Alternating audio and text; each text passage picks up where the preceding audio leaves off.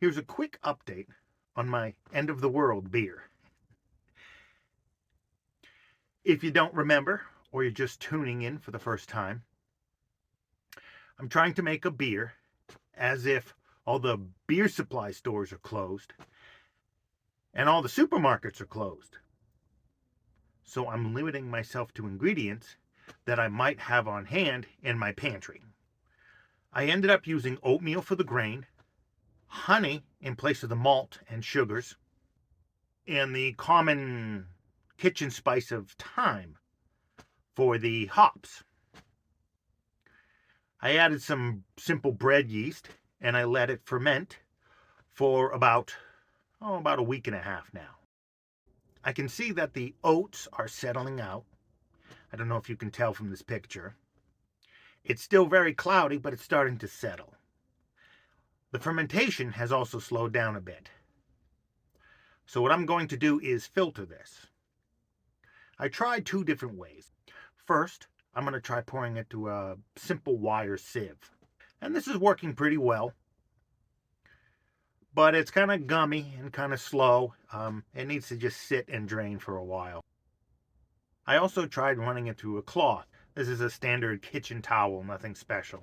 And this way I can squeeze it a little bit, kind of force the liquid through.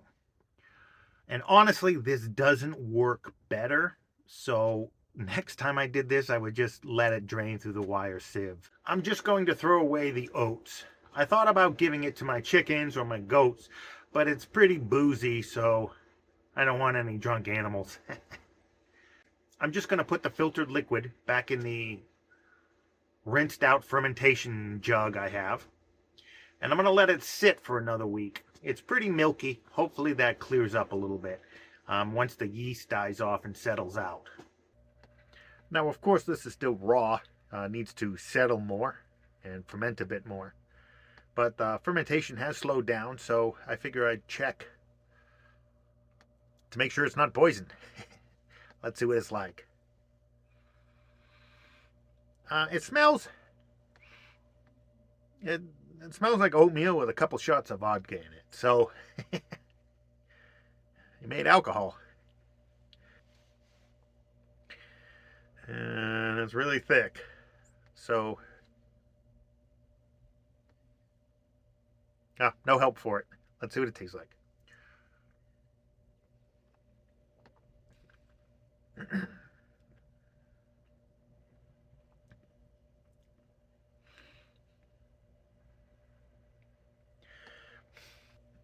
Well, there's definitely the chest warming part of the alcohol. Yeah, I can feel the alcohol already. This is probably pretty strong. I have no way of measuring it, but it's relatively strong. It tastes not too bad.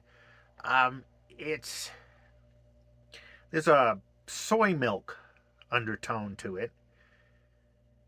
It's the sourness of a fruit beer or maybe of certain Hefeweizens. I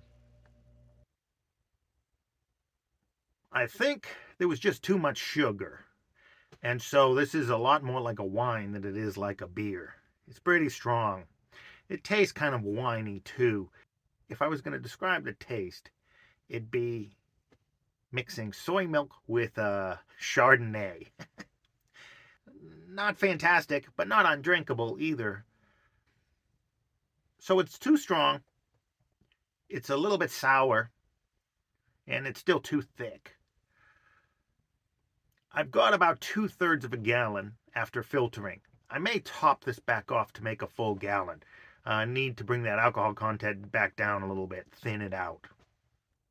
After it settles for a while, clears up a little bit, I think I'm going to bottle it in a typical plastic soda bottle, and that'll add a little bit of carbonation.